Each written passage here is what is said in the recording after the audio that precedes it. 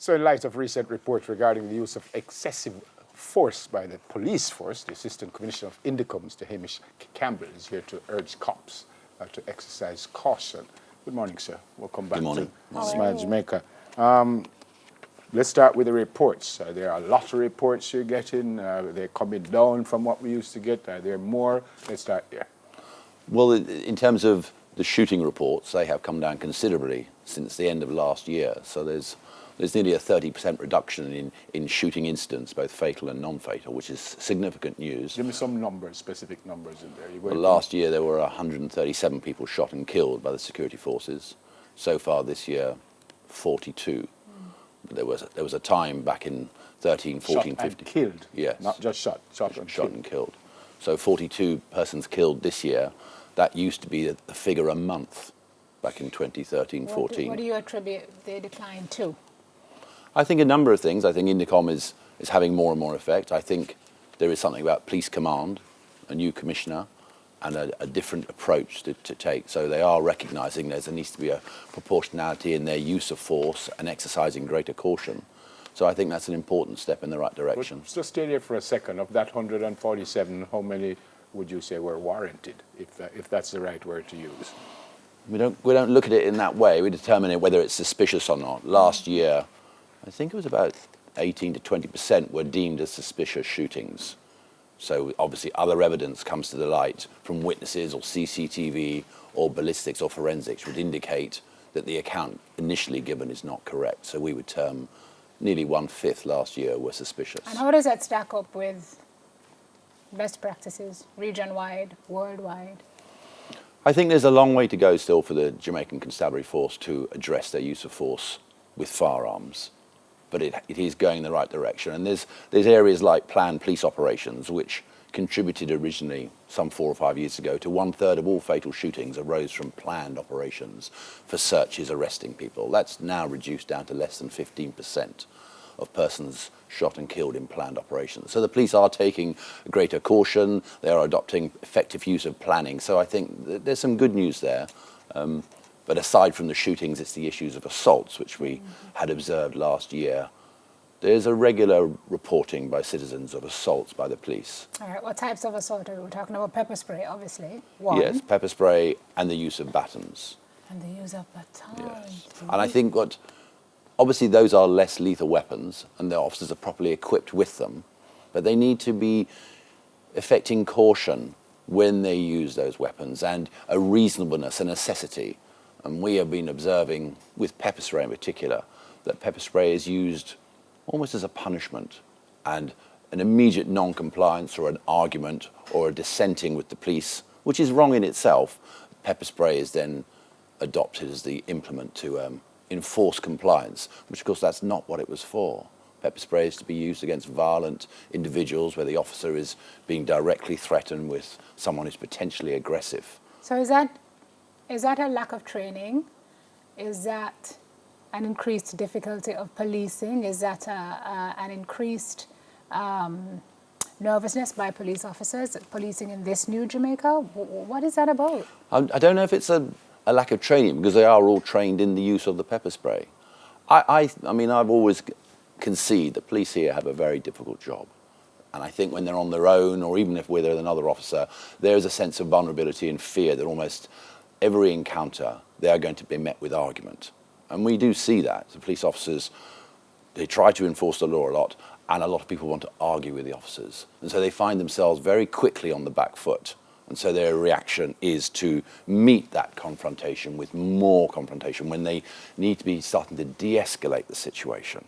Yeah. So they're vulnerable in that way, and the less lethal force is a valuable tool for them, but they need to comply within their own framework of training. Can you speak specifically to the former police officer who was pepper sprayed?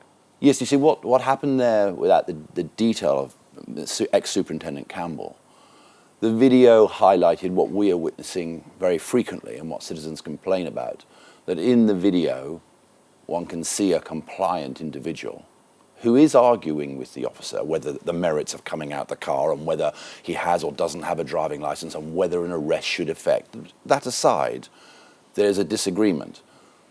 but the response is to pepper spray, and that would breach their own rules. So you're pepper spraying into a confined environment. There are other persons present in that confined environment. The car. One of them a minor. Yes. Even while the car window is going up, the officer is still spraying. Sprayed more than once, and so there is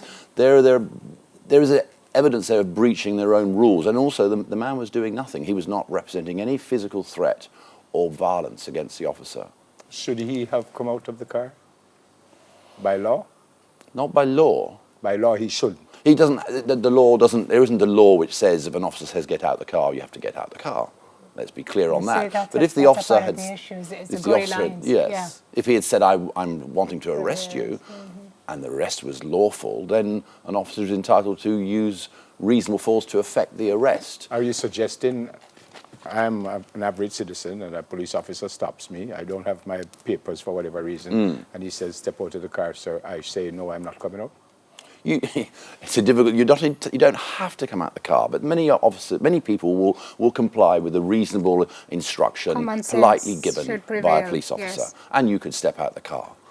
But in that particular incident, we don't. Well, I do know the full background without revealing all of the matter. There was a standoff between an ex-police officer. By what you said earlier, yes, it would suggest to me, and these are my words, that the police officer was wrong. Yes, I think it could have been handled a lot better. I really do. Let me ask you, I'm reading that you have at least 5 pepper spray complaints per month. This year, it seems to have increased even from our previous reports. So it's getting worse. And then the other day I read that the force has introduced tasers. And I'm thinking, if we can't handle ourselves with pepper spray, how are we going to do with tasers? Well, tasers are a very sensitive issue in many other countries as well, the UK and Canada, the use of tasers. Again, it's less lethal, so it is preferable to being shot and killed or seriously injured. But are we ready for it, given what you've seen? I think it would require an awful lot more discipline and training, because we're still seeking the police to... These reports that we submit to Parliament are really for the benefit of the JCF, primarily, Department of Corrections to a lesser extent, and the JDF to a limited extent. And therefore the police to look at our research, look at our analysis and say, there's opportunities here to develop and improve. That's really what it's about. It might be premature. It may be, but there is something about tasers being preferable to being shot.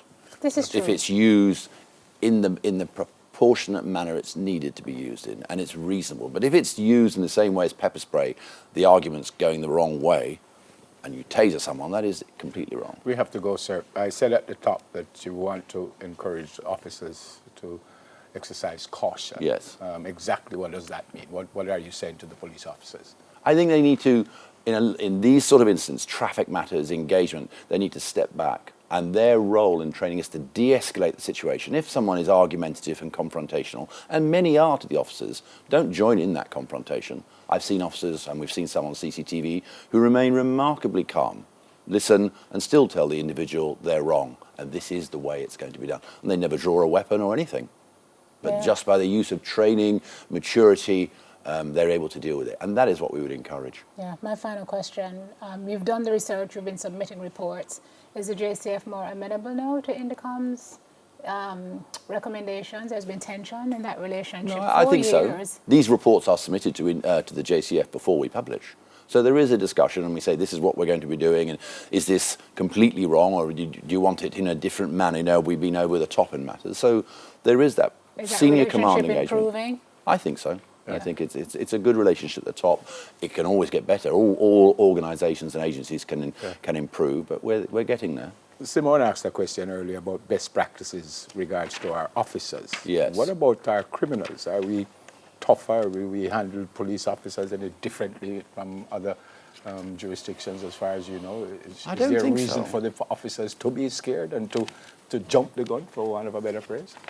I mean, I was a police officer for years in London, a different policing environment, but I can understand officers when they're on their own can be vulnerable, because you are surrounded by violence here, and they are seeing violence, if not always meeting it.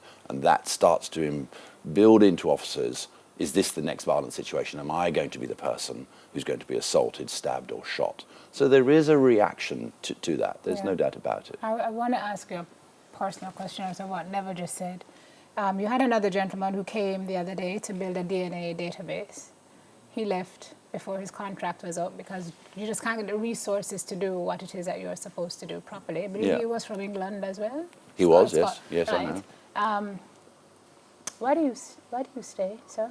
Why do I stay? Why do you stay? In light Well, of I like everything- Jamaica. I think it's an important job. I like the job. It was part of my investigation is what I used to do in the police, and I think helping Indicom develop into a highly professional organisation and to keep, identifying issues which the police can change. It's about change, and of course there's difficulties, but that's not a reason to leave at all. Okay. Thanks for coming. Awesome. And thanks Thank for being you. here, sir. Thank you. Assistant Commissioner of Indicom, Mr. Hamish Campbell. All right. More brown seaweed on our shores. What does that mean? We're going to get the reason for that after the break. We'll be right back.